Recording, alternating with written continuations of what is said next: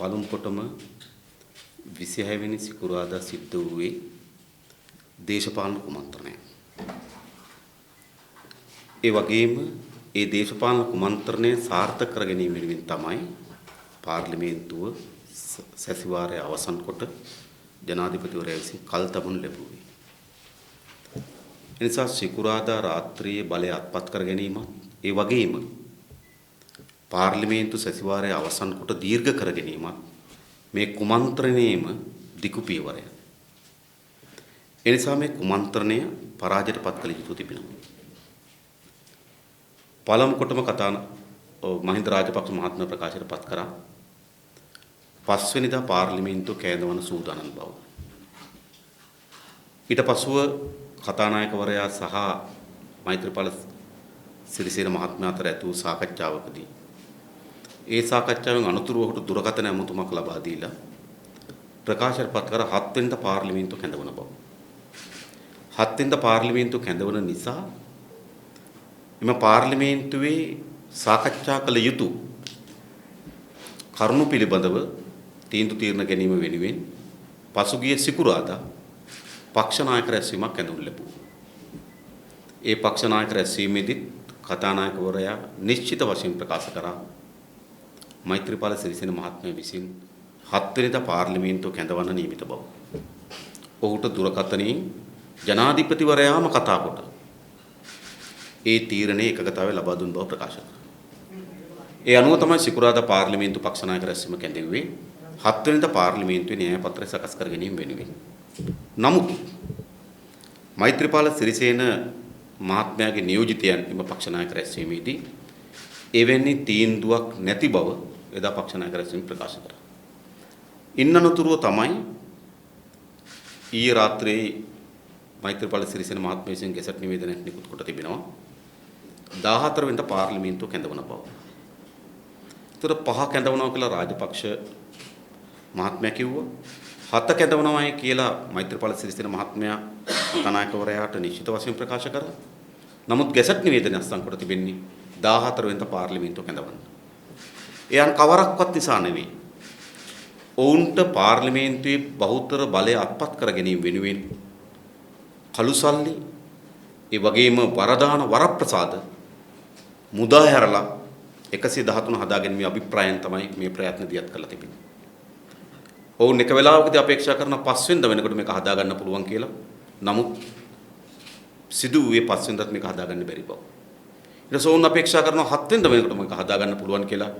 නැවත කල් දැමීමක් සිදු කරන ලැබුවේ 7 වෙනිදා මෙය සකස් කර ගැනීමට නොහැකි බව. 14 කින දිනේ යොදලා තිබෙන්නේ ඔවුන් පසුගිය කාලේ උපයා ගන්න ලද කළු ධනය ඒ වගේම ආණ්ඩුවක තිබෙන වගකීම් සහ තනතුරු අමාත්‍ය ධූර නියෝජ්‍ය අමාත්‍ය ධූර රාජ්‍ය අමාත්‍ය ධූර සංස්ථාවල සභාපතිවරු මේ ආදී සියල්ල වෙන්දේසියදා අලවි කොට 113 සකස් කර ගැනීම සඳහා තමයි මේ කාලය දීර්ඝ කරලා තිබෙන්නේ. ඒ නිසා සිකුරාදා රාත්‍රියේ බලය අත්පත් කර ගැනීම සඳහා කරලා ද කුමන්ත්‍රණය ඒ බලය අත්පත් කරගත්තු ක්‍රියාමාර්ගය ස්ථිර කර ගැනීම සඳහා පාර්ලිමේන්තු කල් දෙමීමත් එකිනෙකට ගැට ගැසී තිබෙන කාර්යයක්. ඒ නිසා කතානායකවරයාට අපි නිශ්චිත වශයෙන් දැනුම් දී තිබෙන අපේ සියලු മന്ത്രിවරුන්ගේ අත්සන් සහිතව වහාම පාර්ලිමේන්තුව කැඳවන්න කියලා. මේ සාමාන්‍ය තත්වයක් නෙවෙයි. ඉතාමත් කුමන්ත්‍රණකාර ලෙස තමන්ගේ බලය අත්පත් කර ගැනීම වෙනුවෙන් බලය තහවුරු කර ගැනීම වෙනුවෙන් තමයි මේ පාර්ලිමේන්තුව කල් දාලා තිබෙන්නේ. ඒ නිසා තවදුරටත් අපේ රටේ ජනතාවගේ ජනවරම ජනතාවගේ ඡන්ද ප්‍රකාශ කිරීම කිසිවක් අදාළ නොවි කළුසල්ලි වලට වරදාන වරප්‍රසාද වලට ආණ්ඩු පිහිටවන්න පුළුවන් කියන සංඥාව තමයි මෛත්‍රීපාල සිරිසේන මහත්මයාත් මහින්ද රාජපක්ෂ මහත්මයාත් මේ රටට ඉදිරිපත් කරමින් තිබෙන්නේ. ඒ නිසා අපේ පළමු අරගලය තමයි කතානායකවරයා Tamanට ලැබී තිබෙන බලතලවට අනුරූප වන පරිදි මේ පාර්ලිමේන්තුව වහම කැඳවිය යුතුයි. පාර්ලිමේන්තුවේ බහුතර മന്ത്രിවරු සංඛ්‍යාව පාර්ලිමේන්තුව කැඳවිය යුතුයි කියලා උට ලිඛිතව දැනුම් දී තිබෙනවා. ලිඛිතව ඉල්ලා සිටිනවා. එසේ තිබියදී මෛත්‍රීපාල සිරිසේන මහත්මයා තමන් සතු දෙන අත්නෝමතික බලය උපයෝග කරගෙන මේ පාර්ලිමේන්තුව කල් දැමීම සඳහා ධර්ම ප්‍රයත්න පරාජයට පත් කළ යුතුයි. ඒ නිසා නැවත අපි අවධාරණය කරන්නේ සල්ලි වලට වරදාන වරප්‍රසාද වලට ආණ්ඩු හදන සංස්කෘතිය වෙනුවට පාර්ලිමේන්තුව කැඳවා පාර්ලිමේන්තුව ඇතුළේ මේ සාකච්ඡාවට බඳුන් කිරීමට අවස්ථාවක් නිර්මාණය කළ යුතුයි කියලා. ඒ වගේම දේශපාලන ව්‍යාපාරයකට අපි දේශපාලන කුමන්ත්‍රණ කවර වර්ගයේ කුමන්ත්‍රණ හරහා දේශපාලන කුමන්ත්‍රණ වෙන්න පුළුවන්. ඒවා ව්‍යවස්ථාන කුමන්ත්‍රණ වෙන්න පුළුවන්. ඒවා හමුදාමය කුමන්ත්‍රණ වෙන්න පුළුවන්. මොන ආකාරයේ කුමන කුමන්ත්‍රණයකින්වත් පාලන බලය අත්පත් කර ගැනීම සඳහා දරන ප්‍රයත්නයක් පරාජයට පත් කළ යුතු කියන ස්ථාවරය අපි ඉන්නේ. ඒ නිසා පසුගිය සිකුරාදා සිදුවේ දේශපාලන කුමන්ත්‍රණයක්. ඒ නිසා මේ දේශපාලන කුමන්ත්‍රණය පරාජයට පත් කළ යුතුයි. මේ පරාජයට පත් කිරීම සඳහා ලැබෙන අවස්ථාව කුමක්ද? ඒ ඕනෑම අවස්ථාවකදී අපි මේ පරාජයට පත් කරන්න සූදානම්. එකක් අපිට රටේ ජනතාවට මේ පිළිබඳ දැනුවත් කරන්න රට පුරා උද්ඝෝෂණ ව්‍යාපාරයකට අපි සූදානම් කරලා තිබෙනවා. එළඹෙන 9 වෙනිදා ලංකාවේ ප්‍රධාන නගර කීපයක සිකුරාදා දිනී ජනතාව දැනුවත් කිරීමේ සම්මන්ත්‍රණ මාලාවක් වගේම විරෝධය දැක්වීමේ උද්ඝෝෂණ මාලාවකට අපි සූදානම් කරලා තිබෙන දිස්ත්‍රික් ගණනාවක මේ 9 වෙනි සිකුරාදා. ඒ මොකද මේ කුමන්ත්‍රණය පරාජයටපත් කිරීම සඳහා පාර්ලිමේන්තුව ඇතුලේ වගේම පාර්ලිමේන්තුවෙන් පිටත අරගලයක් තිබෙනවා. ඒ පාර්ලිමේන්තුවෙන් පිටත අරගලයට අපි නායකත්ව දෙන්න සූදානම්. ඒ වගේම අපි 14 වෙනිදා ලංකා විද්වතුන් එක්ක මේ පිළිබඳ පුළුල් සාකච්ඡාවක් අපි ආරම්භ කරන්න සූදානම් කරලා තිබෙනවා 12 වෙනිදා එළඹෙන සඳුදා. ඒ නිසා හරි පැහැදිලි. මේ දේශපාලන කුමන්ත්‍රණය පරාජයටපත් කිරීම සඳහා ජනතාව පෙළගස්සන්නත් ඕන, ජනතාව දැනුවත් කරන්නත් ඕන. ඒ වෙනුවෙන් අපි ඉදිරි පියවරක් තබන්න සූදානම්. ඊළඟ මේ කුමන්ත්‍රණය පරාජය කර හැකිද පාර්ලිමේන්තුවේදී? මොකද කතානායකවරයා තමන්ගේ නිවේදනයේ නිශ්චිත ලෙස ප්‍රකාශ කොට තිබෙනවා මේ නව වෙනස් කිරීම ඔහු පිළිගන්නේ නැති බව. මොකද පාර්ලිමේන්තු විසිරුව හැරීම සම්ප්‍රදායක් හැටියට තිබුණා. පාර්ලිමේන්තු සැසිවාරය අවසන් කිරීමේදී සම්ප්‍රදායක් හැටියට තිබුණා කතානායකවරයා දැනුවත් කරන්න. එවැනි කිසි දැනුවත් කිරීමක් කරලා නැහැ. ඒ වෙනුවට ඔහුට පාර්ලිමේන්තුව කැඳවනවා කියන දිනේ වෙනුවට වෙන දිනයක් ගැසට් නිවේදනයකින් නිකුත් කොට තිබෙනවා. ඒ නිසා හරිය පැහැදිලි කතානායකවරයාගේ ස්ථාවරිතා පැහැදිලි ප්‍රකාශයට පත් කොට තිබෙනවා. විවස්ථාවට අනුරූපී වන පරිදි මේ නව වෙනස්කම් සූදානම් පිළිගන්න එතුමා සූදානම් නැති බව අද ප්‍රකාශයට පත් කළා. මේක ඉතාමත් හොඳ දිගු පියවරක්. මේ කුමන්ත්‍රණය පරාජයට පත් කිරීම සඳහා පාර්ලිමේන්තුවෙන් පැත්තෙන් ගත හැකි හොඳ ප්‍රබල තීරණයකට කතානායකතුමාද එළඹිලා තිබෙන මේ පිළිබඳ අපි උට ඉස්තුතුවන්ත වෙනවා. ඒ වගේම මේ පාර්ලිමේන්තු කැඳවුවාට පසුව මේ දේශපාලන කුමන්ත්‍රණය පරාජයට පත් කිරීම සඳහා ලැබෙන්නේ කුමන අවස්ථාවක්ද? ඒ ඕනෑම අවස්ථාවකදී පාර්ලිමේන්තුවේ මේ පරාජයට පත් කරන්න ලෑස්ති. පළමු කොටම ජනාධිපතිවරයා විසින් තමන්ගේ ප්‍රතිපත්ති ප්‍රකාශන හඳුන්වා දෙන කතාවක් කරනවා නම් ඒ කතාව පරාජයට පත් කොට මේ කුමන්ත්‍රණය පරාජයට පත් කරන්න අපි ලෑස්ති. ඒ සඳහා අපි බෙදුම්ම ඡන්දයක් ඉල්ලා හිටින සූදානම්. ඒ වගේම මේ පත්වීමේ ක්‍රියාදාමයට එරෙහිව ඒ පත් කරලද කණ්ඩායමට එරෙහිව ඒ ව්‍යවස්ථාව බෙදලා තිබෙන යම් යෝජනාවක් එනවා නම් ඒ යෝජනාවට මේ ව්‍යවස්ථා විරෝධී මේ පත් කිරීම විරෝධී මේ පත් කිරීම අපි පිළිගන්නේ නැහැ කියන යෝජනාවකටවත් අපි පාර්ලිමේන්තුවේ සහාය දෙන්න සූදානම්. ඒ වගේම එළඹෙන අයවැය ලේඛනයේදී අපි දන්නවා දැන් මේ අයවැය මැජික් පෙන්වන්නේ දිගු කාලන ආර්ථික සැලැස්මක් අනුව නෙවෙයි තමන්ගේ යටි දේශපාලන කුමන්ත්‍රණය වසා ගැනීම සඳහා කරන ආලවට්ටම්. එවැනි අයවැය ලේඛන ඒ වමනාව වෙනුවෙන් ගෙන අයවැය ලේඛනයක් වුණත් පාර්ලිමේන්තුවට පරාජයට පත් කරන්න අපි සූදානම්. ජනතා විමුක්ති පෙරමුණ පසුගිය සිකුරාදා රාත්‍රියේ සිදු දේශපාලන කුමන්ත්‍රණය පාරේදී පාර්ලිමේන්තුවේදී වෙනත් ඕනෑම තැනකදී මේ කුමන්ත්‍රණය පරාජයට පත් කිරීම සඳහා අපි ඉදිරියට යන සූදානම්. ඒ නිසා නැවත වතාවක් අපි ඉල්ලා සිටින කතානායකතුමාගෙන් ඔබතුමා ඉන්න ස්ථාවරය මත පදනම් දැන් පාර්ලිමේන්තුව කැඳවන්න. ඒ පාර්ලිමේන්තුවේදී මේ කුමන්ත්‍රණය පරාජයට පත් කරන්න ලැබෙන කුමන අවස්ථාවක්ද? ඒ ඕනෑම අවස්ථාවකදී ජනතා විමුක්ති පෙරමුණ 6 දෙනා කුමන්ත්‍රණය පරාජයට පත් කිරීමේ දිශාවෙන් ඡන්ද ප්‍රකාශ කරන්න අපි සූදානම්. ඒ නිසා තව දුරටත් මේ විදියට කුමන්ත්‍රණකාරීස බලය අත්පත් කරගෙන ඉදිරියට ගෙන යාමට මේ රටේ ජනතාව ඉඩකඩ ලබා නොදිය යුතුයි. ඒ වෙනුවෙන් ජනතා උද්ඝෝෂණ මාලාවක් අපි සූදානම් කරන්නේ පාර්ලිමේන්තුවේ පරාජයට පත් කරන්න අපි කටයුතු කරන්නේ. ඒ නිසා අපි මේ රටේ සියලු පුරවැසියන්ගේ පාර්ලිමේන්තු නියෝජන මන්ත්‍රීතුන් ඉල්ලා හිටින්නේ. මෙවැනි දේශපාලන කුමන්ත්‍රණ අපේ බලය අත්පත් කර ගැනීමේ සංස්කෘතියක් නිර්මාණය වීම හොඳද? ඒ කිසිසේත්ම යෝග්‍ය සංස්කෘතියක් නෙවෙයි. ඒ නිසා මේ මොහොතේ අපි පරාජයට පත් කරේ නැත්නම් ඉදිරියේ ගොඩනගෙන ඕනෑම පාලනයක් පිළිබඳ අපිට තියෙන විශ්වාසය මොකක්ද? ඕනෑම ජනාධිපතිවරයෙකුට එක රායක හඳපාන ඇවිල්ලා ආණ්ඩුවක් වටන්න පුළුවන්. දැන් මෙවැනි දේශපාලන සංස්කෘතියක් මෙවැනි සම්ප්‍රදාය අපේ රටේ ගොඩනැගිය යුතුද? අපි හිතනවා කිසිසේත්ම අපේ රටේ ප්‍රජාතන්ත්‍රවාදයේ හිතකර ක්‍රියාදාමයක් නොවේ. ඒ නිසා මේ රටේ ප්‍රජාතන්ත්‍රවාදී ආරක්ෂා කර ගැනීමේදී ජනතා විමුක්ති පෙරමුණ අපිට විශාල වගකීමක් තිබෙනවා. මොකද මේ ප්‍රජාතන්ත්‍රවාදී අහිමි වීම හේතු කොටගෙන විශාල බැටකෑමකට ලක් වූ දේශපාලන ව්‍යාපාරයක් අපි. විශාල ජීවිත ප්‍රමාණයක් පැවති පාලකයන් විසින් ප්‍රජාතන්ත්‍රවාදය අහිමි කොට ගිලගනු ලැබුවා. ඒ නිසා ප්‍රජාතන්ත්‍රවාදයට ඇති වෙන්නේ කවර වර්ගයේ තරජනයක්ද? ඒ ඕනෑම තරජනයක් පරාජයට පත් කරන්නත් ප්‍රජාතන්ත්‍රවාදයේ ආරක්ෂා වී තිබෙන යම් පියවරක් තිබෙනවා නම් ඒ පියවරෙන් ආරක්ෂා කර ගැනීම සඳහා අපි කටයුතු කරනවා. ඒ නිසා මේ දේශපාලන කුමන්ත්‍රණය පාර්ලිමේන්තුවෙන් පිටතත් පරාජයටපත් කරන්න ජනතා විමුක්ති පෙරමුණ සූදානම්. ඒ නිසා අපි සියලු දෙනාගෙන් ආරාධනා කරනවා මෙවැනි කුමන්ත්‍රණ කාර්ය ලෙස අපේ රටේ දේශපාලන බලය උවමාරු කිරීමේ සංස්කෘතියක් ඇතිවීමට ඉඩ කඩ ලබා නොදිය යුතුයි. මේ වගේම කුමන්ත්‍රණ කාර්ය ලෙස බලය අත්පත් කරගැනීමේ සම්ප්‍රදායක් අපේ රටේ ඇතිවීමට ඉඩ කඩ ලබා නොදිය යුතුයි. මේ වගේම ජනාධිපතිවරයාට තව පුද්ගලයෙකුට එක රැකින් ජනතාවගේ කිසිදු අනුමැතියකින් තොරව ආණ්ඩුවක් ගොඩනැගීම සඳහා හදන මේ වැරදි දේශපාලන සංස්කෘතිය අපි පරාජයටපත් කළ යුතුයි. ඒ පරාජයටපත් කිරීම සඳහා ජනතා විමුක්ති පෙරමුණ පැත්තෙන් ප්‍රජාතන්ත්‍රවාදය ආරක්ෂා කර ගැනීම පැත්තෙන් කුමන්ත්‍රණ පරාජයටපත් කිරීම පැත්තෙන් මේ සියලු දේ පරාජයටපත් කරන්න අපි සූදානම්. ඒ නිසා පාර්ලිමේන්තුවේ ඕනෑම වර්ගයේ යෝජනාවක් මේ කුමන්ත්‍රණ පරාජයටපත් කිරීම සඳහා ජනතා විමුක්ති පෙරමුණ සහාය ලබා දෙන්න සූදානම්. තුමාලා කෙලින්ම එක්සත් ජාතික පක්ෂය කියන ඕන යෝජනාවකට මේ වර සහයෝගය ලබා දෙනවා කියන එකද? ඒ කියන්නේ පාර්ලිමේන්තුවේදී අවස්ථා තුනක් ඔබට කිව්වා. එකක් අයවැය ලේඛනය. ඒතකොට අපි හැමදාමත් මේගොල්ලන්ගේ ආර්ථික ප්‍රතිපත්ති නිකුත් කරන අයවැය ලේඛනට විරුද්ධව අපි ඡන්දෙ දීලා තිබෙනවා. අපි ඒකට ඡන්දෙ දෙන්න ලෑස්ති. ඔව් මහින්ද එක සැරයක්වත් දීලා නැහැ. ඒ වගේ විශ්වාස භංග. රනිල් වික්‍රමසිංහ මහත්තයාට එරෙහිව ඉදිරිපත් විශ්වාස භංගී රවි කරුණායකට එරෙහිව ඉදිරිපත් විශ්වාස භංගීදී හැම විශ්වාස භංගයකට අපි සහාය ලබා දී තිබෙනවා. ඒ නිසා මේ පාලනයට එරෙහිව අපි පිළිගන්නේ නැහැ තාමත් විශ්වාස භංගයක් කියනකොට මේ පාලනය පිළි අරගෙන ඉවරයි. නමුත් විශ්වාස භංග වෙන යෝජනාවක් එනවා නම් මේ විවස්ථාවට විරෝධී පත් කිරීම පිළිබඳ ප්‍රශ්න කරන යෝජනාවක් එනවා නම් ඒකට අපි සහාය දෙන්න සූදානම්. නමුත් කවුද අගමැති?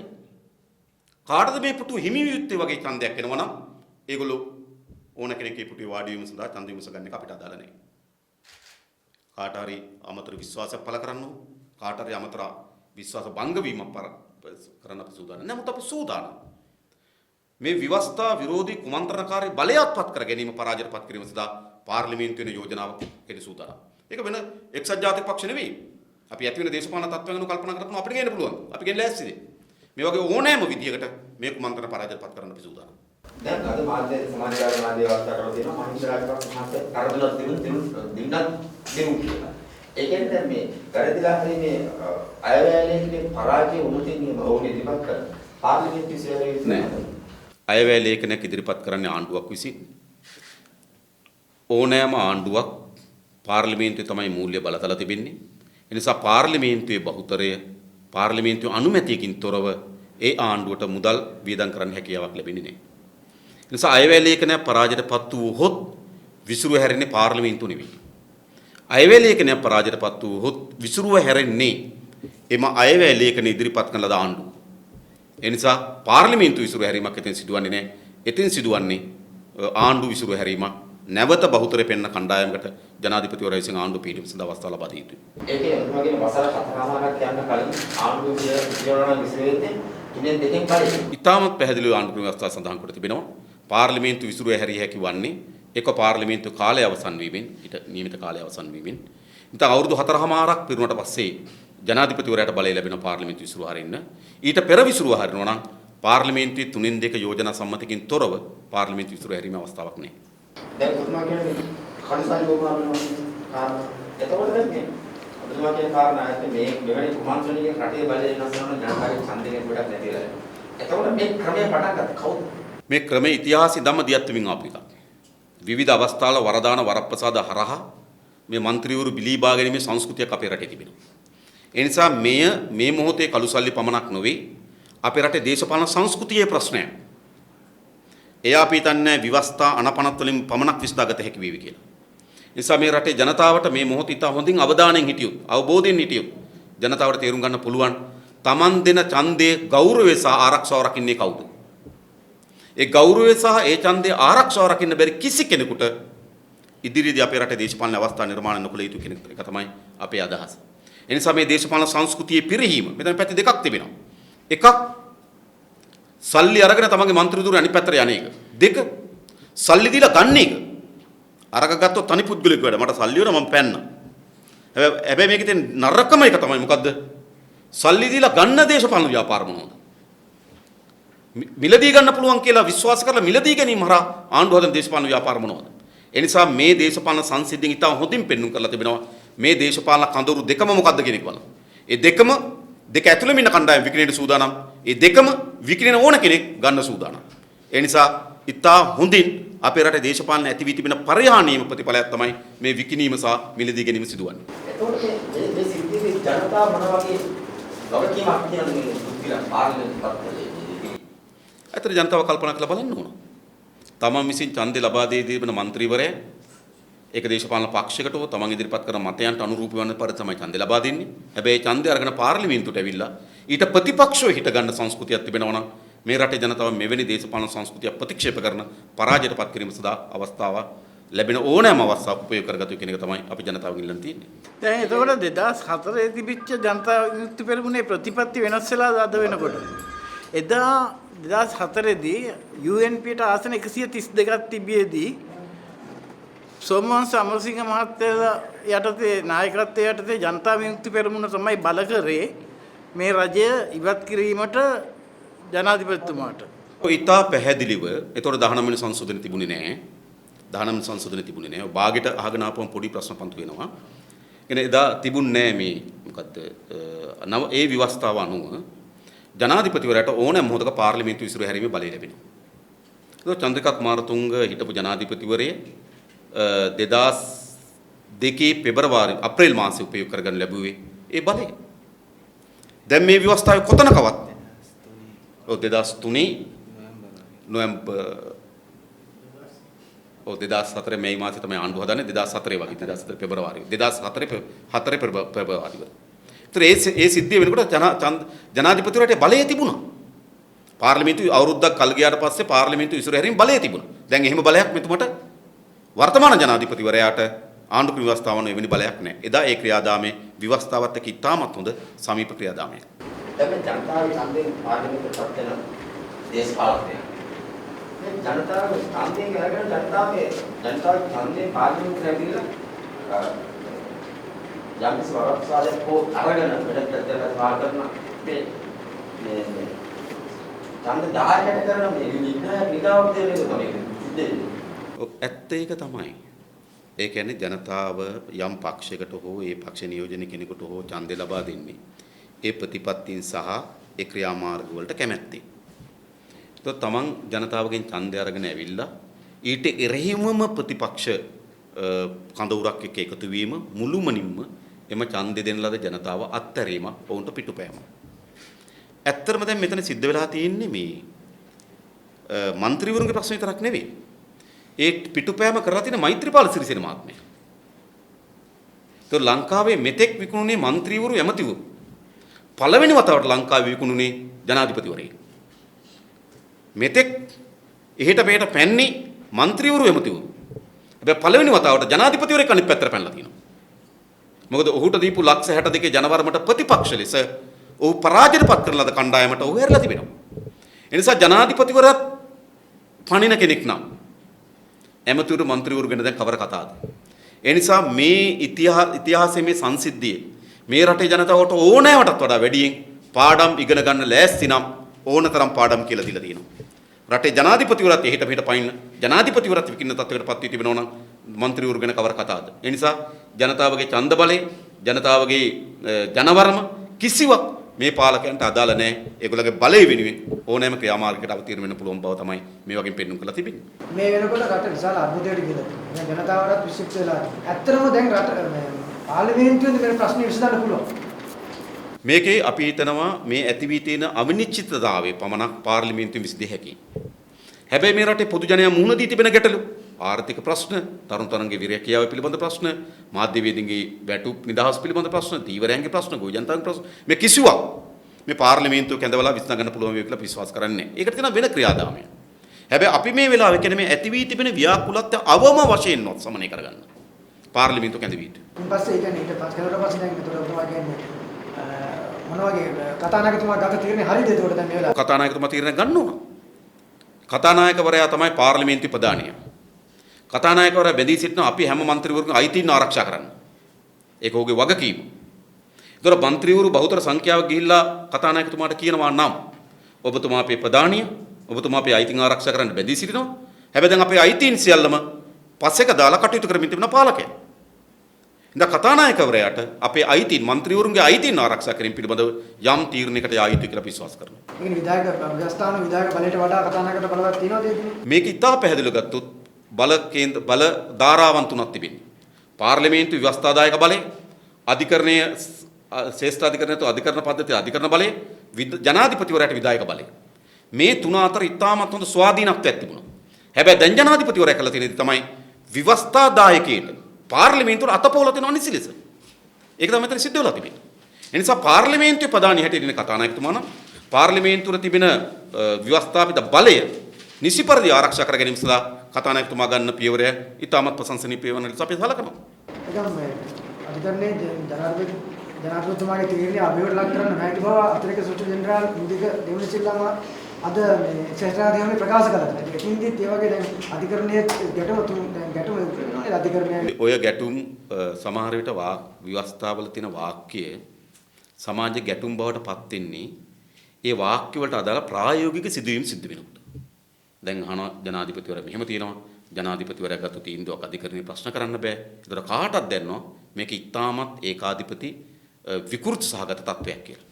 අන්නේ තත්ත්වය වෙනස් කිරීම සඳහා තමයි ජනතා විමුක්තිය 20 වෙනි සංශෝධනය ගෙනාවේ. ඒ 20 වෙනි සංශෝධනයේ මේ සියල්ල සඳහන්ව තිබෙනවා.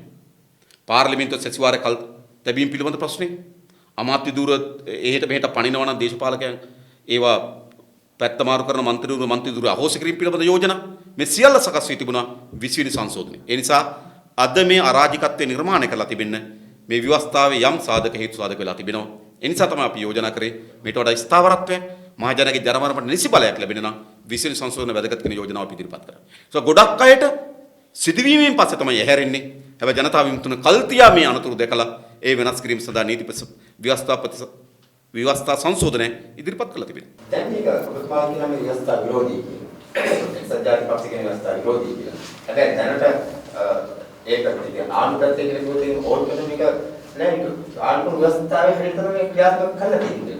මේක ව්‍යවස්ථා විරෝධී වෙන්නේ කොතනද? පළමු කොටම පාර්ලිමේන්තුව කැඳවන්න. ඒතර ඒක බේර ගන්න පුළුවන්. හරිද? සාමාන්‍ය සම්ප්‍රදායක් හැටියට මොකද තිබුණේ? සම්ප්‍රදායක් හැටියට තිබුණා. ඒ කියන්නේ 19 වෙනි සංශෝධන කලින් තිබුණේ පාර්ලිමේන්තුවේ බහුතර මන්ත්‍රී සංඛ්‍යාවක් ඉන්නවායයි හැඟෙන කණ්ඩායමින් අග්‍රාමාත්‍යවරයා තෝරාපත් කර ගැනීම සඳහා ජනාධිපතිවරට ඉඩ තියෙනවා කියලා. හැබැයි මුළුමනින්ම 19 වෙනි සංශෝධනයෙන් වෙනස් වී තිබෙනවා. 19 වෙනි සංශෝධනයෙන් අග්‍රාමාත්‍යවරයෙක් ඉවත් කිරීම සඳහා වූ නිවැරදි ප්‍රතිපාදන සඳහන් වී තිබෙනවා. නව අග්‍රාමාත්‍යවරයෙක් පත් කිරීම සඳහා වචන ප්‍රතිපාදන සඳහන් වී තිබෙනවා. ඒ කිසිදු මේ ප්‍රතිපාදනයක් මේ මෛත්‍රීපාල සිරිසේන මහත්මයා හෝ මහින්ද රාජපක්ෂ මහත්මයා අනුගමනය කරලා නැහැ. ඒ නිසා තමයි අපි මේක ව්‍යවස්ථා විරෝධී ලෙස කියන්නේ. දැන් මේ විදේශීය රටවල් සහ එක සංවිධාන මේ ලංකාවේ මේ පිළිබඳව යම් ප්‍රකාශ කරලා තිබ්බා. යම් අනුග්‍රහයෙන් කළා තිබ්බා. ඒතකොට මේ සිද්ධියේ ජාත්‍යන්තරයේ ලංකාවේ මොන විදිහට බලන්නේ? අපි ඊට හොඳින් දන්නවා ලෝකේ බටහිර අධිරාජ්‍යවාදී රටවල් අපේ රටවල් වලට දේශපාලන ආර්ථිකමය සංස්කෘතිය මැදිහත් වීම තියෙන එක අපි නිර්පේක්ෂව වශයෙන් පිළිගන්න දේශපාලන ව්‍යාපාරය. හැබැයි හැම වෙලාවෙම ඔවුන්ට ඊටා හොඳින් තමන්ගේ මැදිහත් වීම ඉටු කර ගැනීම සඳහා අවස්ථාව නිර්මාණය කරේ අපේ රටේ පාලකයන්. ප්‍රජාතන්ත්‍රවාද හිමි කිරීමෙන්, මානව හිමිකම් උල්ලංඝනය කිරීමෙන් මේ අවස්ථාව උපයෝග කරගත්ත බටහිර රාජ්‍යයන් අපේ රට මැදිහත් වෙන්නේ. ඒ නිසා මේ සිදුවීමත් අපේ රට අධිරාජ්‍යවාදී වමනාවට ලක් කරමින් තිබුණා නම් ඒ බටහිර රාජ්‍යයන් ඉතා හොඳින් රතු පාවඩ එලලා රටට කැඳවා ගැනීමක් තමයි මේ මෛත්‍රීපාල සිරිසේන මහත්මයා විසින් සිදු කර තිබෙන්නේ. දැන් රජය විශ්වවිද්‍යාලවල මේනකොට මේ ඡන්දයකට යනවා කිව්වොත් ඒ වගේම දැන් කවුරුත් උදලා පාර්ලිමේන්තුව මොකද්ද තියෙන අවස්ථාව? පළමු කොට තමයි බලහත්කාරී ආණ්ඩුවක් හදලා ඡන්දයක් සාධාරණද? පළමු කොටම බලහත්කාරී ආණ්ඩුව අවසන් වෙන්න ඕන. ඊට පස්සේ ජනතාවගේ ජනමතය ඕනෑම මොහොතක උරගා බලනට අපි කැමතියි. හැබැයි ව්‍යවස්ථා විරෝධී ලෙස හඳපානේ රැය එකතු වෙලා ආණ්ඩුවක් හදලා එක වර්ගයකට ඇමතිකම් බෙදලා ඒ ඇමතිකම් තනතුරු ටික හදාගෙන රාජ්‍ය දීපල රාජ්‍ය වාහන රාජ්‍ය මාධ්‍ය උපයෝග කරගෙන දැන් යම් කියන ඡන්දයකට සාධාරණ.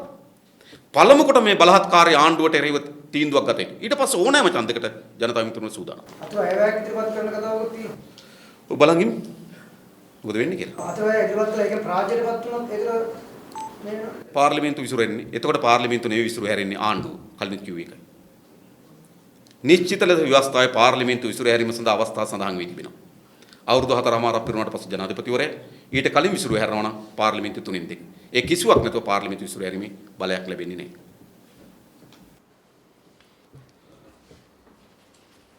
එහෙනම් හොඳයි.